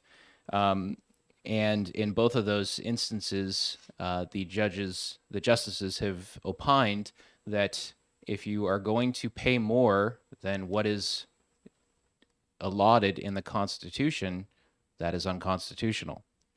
So I would just note that the way this is drafted, this particular piece of legislation is drafted, it will pay you more than what you are constitutionally allowed to take for your service. And I think that we would probably end up in some litigation over that if this were to be successful. I would note similarly that a bill was brought before this committee last term that sought to create a special class of legislators that were in need of financial assistance in setting up a stipend administered by the Department of Health and Human Services, sort of similar to a welfare program. And the direction at that time as well was, again, that would be a violation of Part 2, Article 15 of our state constitution. So those are some points to be considered when you are working on this piece of legislation. If this bill were worded differently, in stating $200 worth of silver coin, that might be a different situation. But as the bill is drafted, I do draw your attention to those numbers. Thank you. Questions? Are there questions for our House Clerk? Seeing none, thank you very much for your help. I have no other pink cards. With that, I will close the hearing on House Bill 245. And we are done for lunch, is that right? And we'll be back for a 1 o'clock hearing on House Bill 301. No other issues that need to be taken up now? Nope, we're good. So 1 o'clock, same room, same time.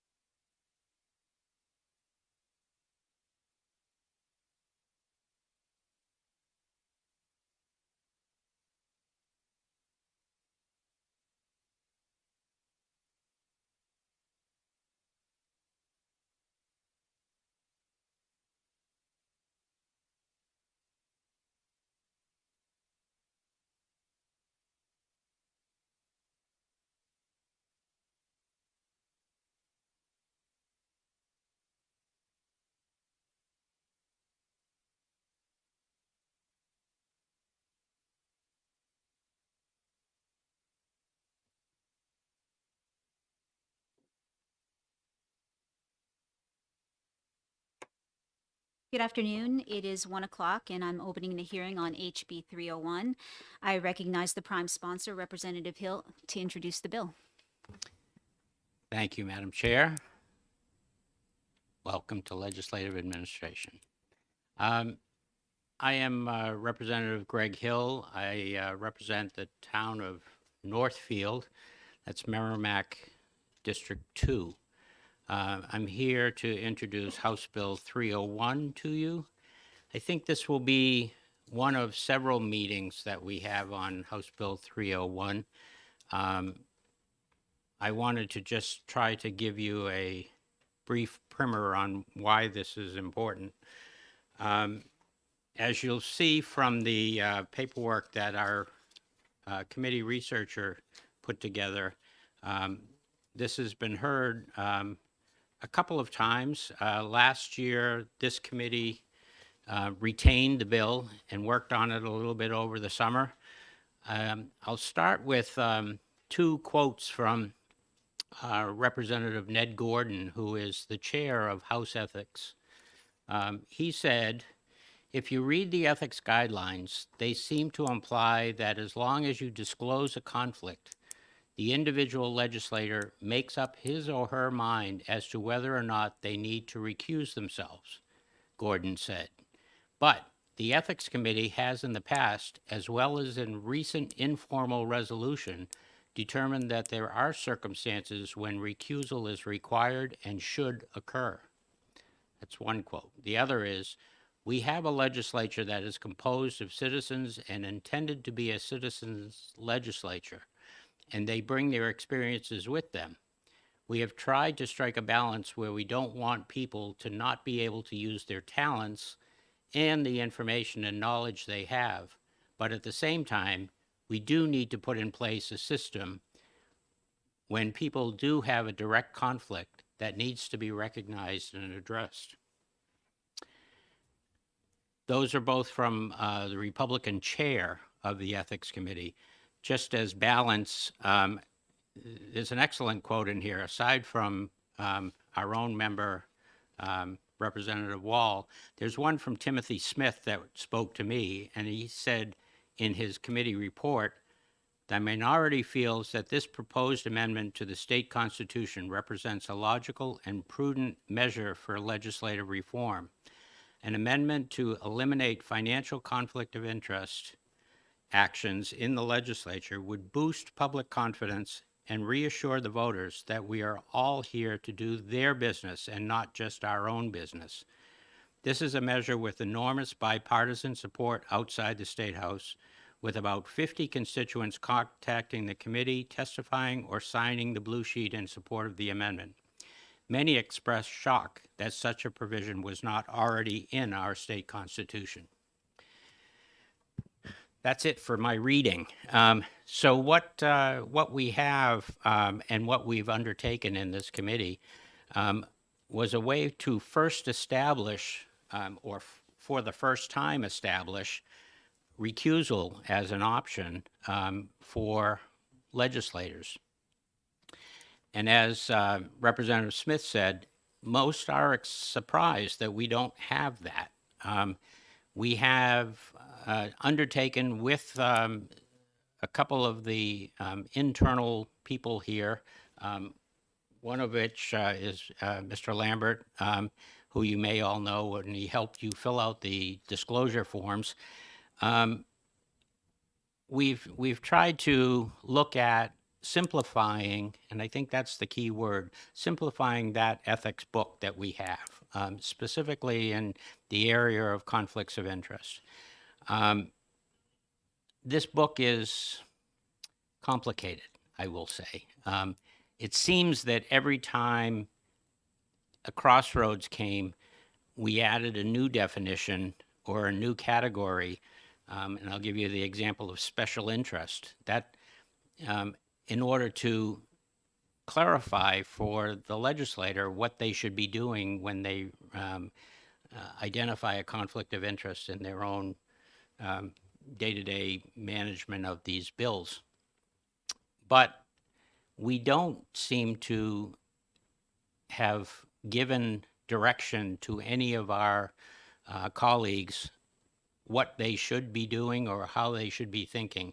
And it gets very difficult. You haven't experienced it yet if you're a freshman yet, but when you're sitting at Reps Hall and you're in the middle of a row and you listen to the parliamentary inquiry and you think to yourself, boy, I may have a conflict of interest in this, and maybe I shouldn't be voting. You don't have time to get down to see the clerk and discuss it with him. You don't have your home attorney on speed dial, and it's too late to get up and run down the aisle and claim that you're going to use the men's or ladies' room. It's unsatisfactory. So our goal was always to try to create some type of guideline so that reps, regardless of who's on their speed dial, would have confidence when they should recuse themselves from voting and how to go about that in a orderly fashion.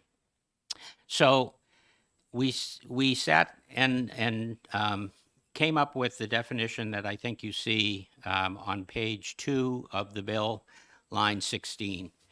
And we said conflict of interest means the condition in which a legislator has a real or perceived financial interest or a non-financial personal interest in any matter which could directly or indirectly affect or influence the performance of the legislator's activities.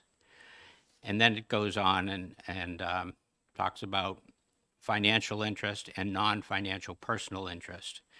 The financial interest, I think, is the most common and probably the area that we're most familiar with when we talk about conflicts of interest, because money is involved. And that exists where a legislator or someone the legislator cares about could stand to gain or lose anything of material value as a result of the official activity.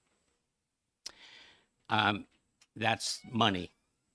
The non-financial personal interest exists where a legislator or someone the legislator cares about has a responsibility for the welfare of an organization by virtue of holding a position with a fiduciary responsibility, such as a board member, trustee, or director. When we looked at this in the old language, or in the current language, I should say, in the book, it doesn't talk about someone the legislator cares about. And that, I think, is going to be where we have our biggest area of conversation over the next couple of weeks. What we look at now is someone who lives in your household. So what we were struggling with over the summer in our work session was, at what point from the legislator do we stop worrying about this conflict of interest? I call it the concentric circle theory. You know, you just go farther and farther from the legislator. So the book currently talks about people that are in your household. I have close friends that I would do anything for. So to me, as I was driving around the state, I started thinking about, how do I identify this person that I may change how I would vote based on my friendship and how it would affect him. And so finally, in struggling with this, we finally came down to the fact that there are some people, even though they're in your family, you may not change your vote or recognize that conflict because of that person. So you can't just do this on a genealogy basis. You can't just start naming people that are in your family, because there may be other people that aren't related to you that you do, that you would change your point of view or how you vote when you come to that conflict question. So I think that's going to be an area that we need to look at closely. But that was the reasoning behind having the language that says someone you care about. This is, in my mind, this is not to be or not required to be a legal definition. because that's what the opposition I get to that phrase is people that saying, well, you know, who knows who's responsible, who you care about versus somebody else, you know, it may be, it's nebulous term. I don't look at this as from the standpoint of a legal definition, even though within our legislative booklet, our ethics booklet, it does speak to a penalty as far as being a misdemeanor in here. I think that's a mistake. I don't see anywhere that the House would ever see a situation where a misdemeanor is required. But that's up for debate as well. For me, this is not a situation that I'm saying to people, you shall do this. Oh, I don't. Morality and ethics are what you do when no one's watching. Is the way I've always described it. This is for your own decision to make. This is when you have a conflict. This is how you evaluate it and what you believe you should do. What I'm trying to emphasize, however, is how you act here, or how we act here, reflects on all of us. So you heard earlier today testimony where one of the representatives said he didn't want to be thought of as a politician. I don't know about you, but I've heard many times when people try to describe us as politicians alongside Washington politicians, and it drives me crazy.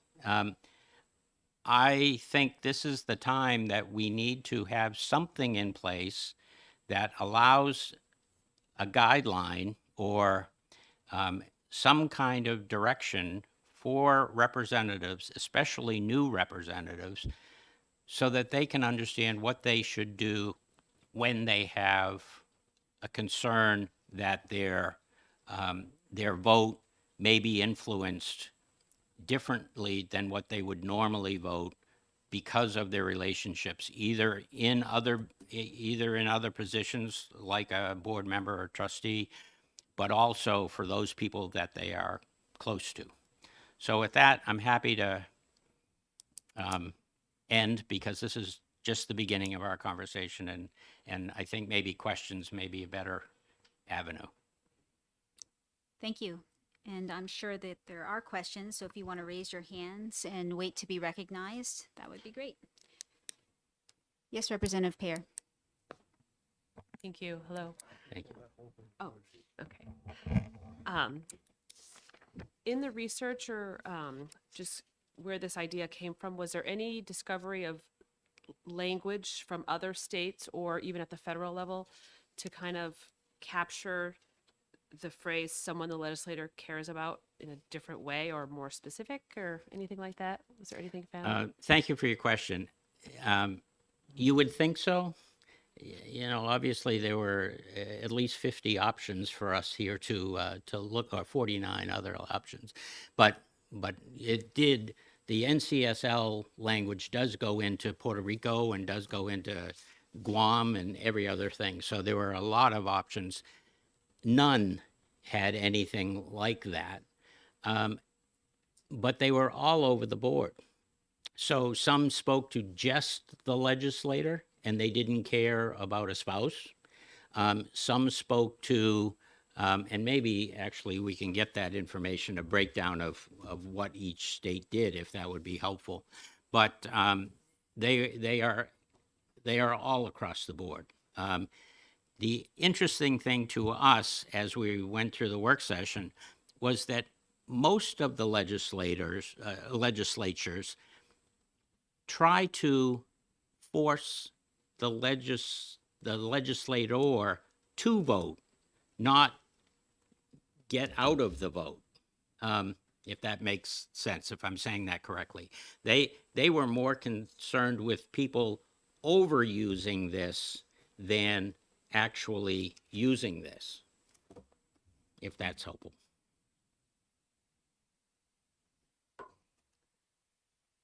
Yes, Representative Turcotte. Yes, thank you. Does this language change anything from the old law? Thank you for your question. Everything on this bold, everything that is in bold is new language. I guess I Yes. didn't understand the question. I'm sorry. Yeah, does it change anything from how it was before? I mean, it's gonna be should, so it's not gonna be shall.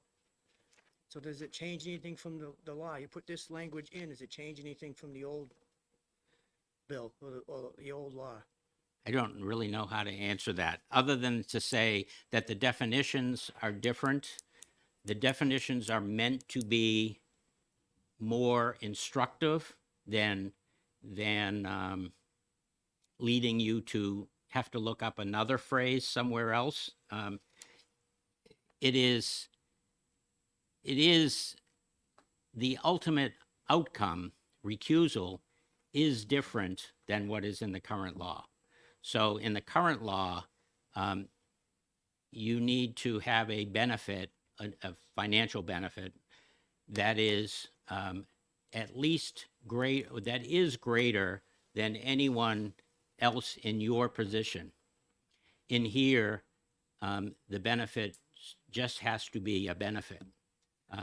So that's one thing. I'm sure when we go through a work session, we'll enumerate each one of those kind of things. But I think that's what you're getting to. Yeah. All right. Thank you. Yep. Are there any other questions? You're kidding, You got off easy. I guess. Okay, and we don't have any more testimonies, so it is 1:17, and I'm now closing. Can I make one other Oh, sure. quick Yep. statement here? Sure. So this is just the beginning, as I said.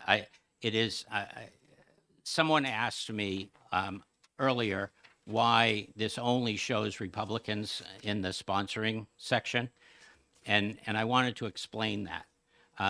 So when we held a session over the summer to work, it was held as interim study, so we studied it. Only Republicans showed up for that interim study, by the way. But when we did the work on this and discussed it over the summer into the fall, it came clear to me that we would ultimately end up with some kind of a compromise in here or a committee amendment.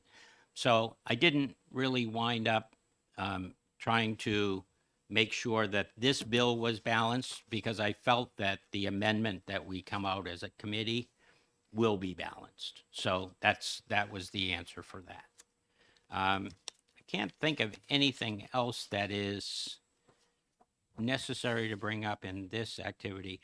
The timeline here, from my standpoint, and I think I mentioned this to some people that were here early enough this morning, is that I think we will have a well, maybe I should talk from the chair on this, but I think there will be at least one other work session that we will have here. And one of them, I'm hoping, is after the Ethics Committee itself weighs in and tells whether this is something that they can work with, and or if they provide guidance from they're actually the ones that are going to have to deal with this. So I think that's important.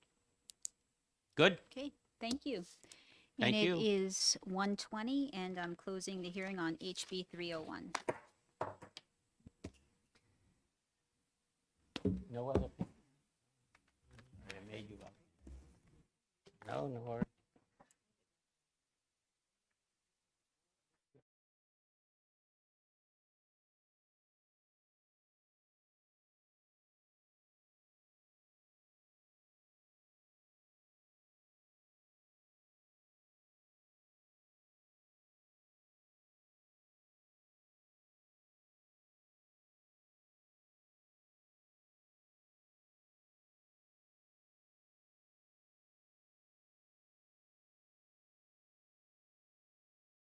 He runs off. I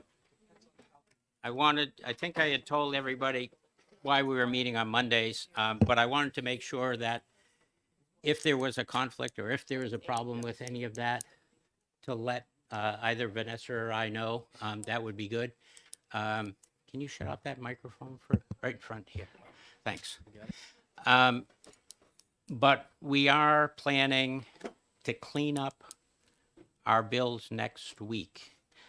The one thing that I didn't discuss earlier was if there are amendments that anyone is bringing on any of these bills, it's courtesy, and I would appreciate if you would let us know that you're bringing forth amendments. That would be good.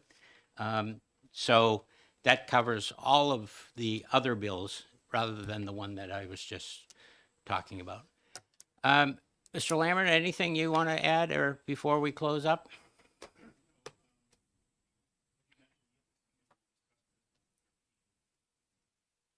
Okay, great. Anything else anyone has for concerns, comments, questions before we, yep. Thank you, Mr. Chair. So I just want to reiterate one of the biggest differences between current law and what you're proposing is that current law mainly deals with financial interests. This language or this measure will look at advocation or advocacy as potential conflict. Right? That may be something that we talk about in the work session. I think it is in there, but we have always had a conflict when you work for, or if you're on the board of something, with fiduciary responsibility. So, but we've closed the hearing, so I don't really want to go beyond that. Thanks. If people want to hang on for a second too, we have just a little gift for our committee assistant that is retiring. So there's a signature coming around on the card.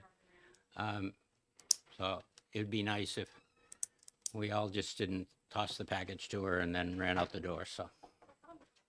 Yep.